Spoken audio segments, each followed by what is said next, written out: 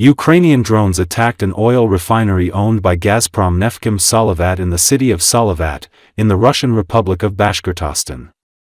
The information was confirmed by the head of the republic, Radiy Khabirov.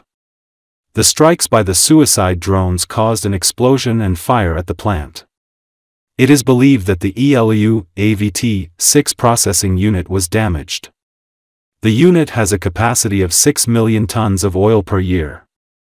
It is said that there were no casualties during the incident. Gazprom Neftkhim Salavat LLC, located 1,400 kilometers from the border with Ukraine, is one of the largest petrochemical complexes in Russia. The refinery processes 11.7 million tons of oil per year. The plant was last attacked on September 18th of this year. Что-то хуярит там конкретно горит. Ебало, короче, 3 штуки прямо над головой пролетели, я, блядь, не успел снять, сука.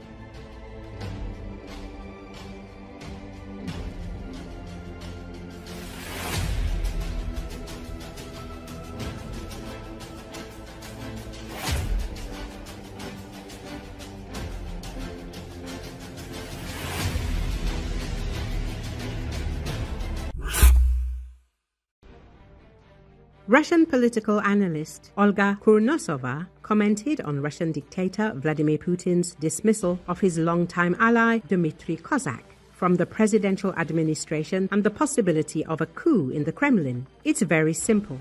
Putin has always tried to balance the situation around him to prevent only people of the same position or representatives of the same clan from being around him. Today, we see the Kovalchuk clan ascending to virtually all key positions.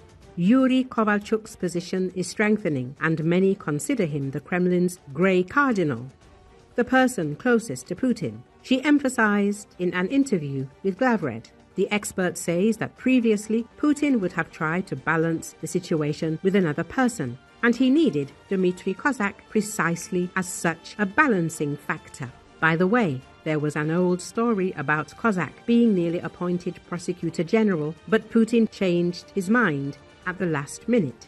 So, for Putin, Kozak remaining in the system for so long was natural.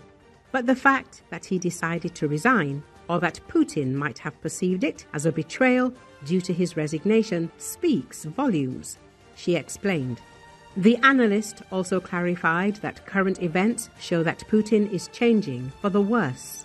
And this is the worst side for everyone, for the surrounding world, because this is a move toward even more serious tightening of the rules, even though it would seem that everyone has already tightened them up long ago. Nevertheless, this means that the number of sane people in Putin's circle is dwindling, which is dangerous for him as well. As soon as one clan finally wins, Putin himself will no longer be needed, and they will be able to try to replace him with someone from the same clan. Kurnosova added. According to Andriy Novak, head of the Committee of Economists of Ukraine, if sanctions against buyers of Russian oil begin to take full effect, and the first signs are already being observed, for example in India, Russia will suffer a significant loss in foreign exchange earnings. This will lead to a sharp increase in the state budget deficit and an accelerated devaluation of the ruble. As a result, Russia may face an inability to fulfill social obligations and meet budget expenditures. Such a development, according to the expert, poses a double threat to the regime. On the one hand, social protests from below, and on the other, increased discontent among the elites and oligarchs whose businesses are directly dependent on energy exports.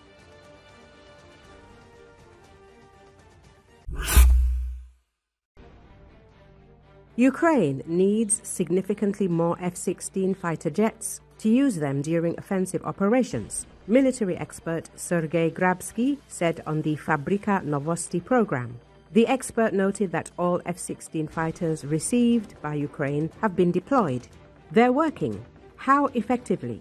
Take a look at the maps of Russian missile strikes and you'll be surprised at how stubbornly similar these targets are. These are Vasilkiv, Bila Serkva, Starokostyantyniv, Kolomaya, Lutsk. I'm not afraid to name them. Everyone knows the names of these airfields, Grabsky noted. He added that the Russian invaders are particularly attacking Starokostyantyniv because it is the backbone of Ukraine's airfield network. The expert noted that data on the number of aircraft in Ukraine is seriously concealed. In his opinion, if we know the capabilities of individual airfields, we can roughly estimate how many aircraft can be deployed at each airfield. If the enemy doesn't know this, they'll launch strikes at random. Sometimes, in a dark, humorous tone, we ask, why don't we shoot down the missiles heading for Starokostyantyniv? Why shoot them down? They're flying into empty space because there's nothing there anyway. Let them fly. Why use missiles against them? Grabsky emphasized. He emphasized that Ukraine uses F-16 fighters quite effectively, as a significant number of enemy air targets are shot down thanks to these aircraft. At the same time, he believes that the most important thing in any war is the people, the pilots. And Ukraine's task is to properly train these pilots not to quickly lose these aircraft in combat. Artificial intelligence has determined that Ukraine needs 60 to 80 Western model aircraft to conduct successful defensive operations, and for offensive operations somewhere around 150, but I estimate 300. Taking into account replacements, repairs, and the need to rotate units because pilots need rest, Grabsky said. As media reported, Ukraine is actively deploying F-16 fighter jets to counter Russian combined missile and drone attacks. Our country has already received these aircraft from a number of countries, including Denmark and the Netherlands. This month, Ukraine is expected to receive additional F-16 fighter jets from Belgium.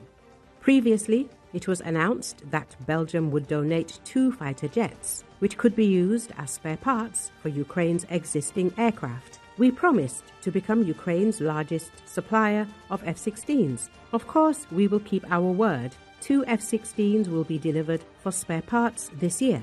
2 aircraft will be delivered next year. Belgian Prime Minister Bart de Wever assured at the time.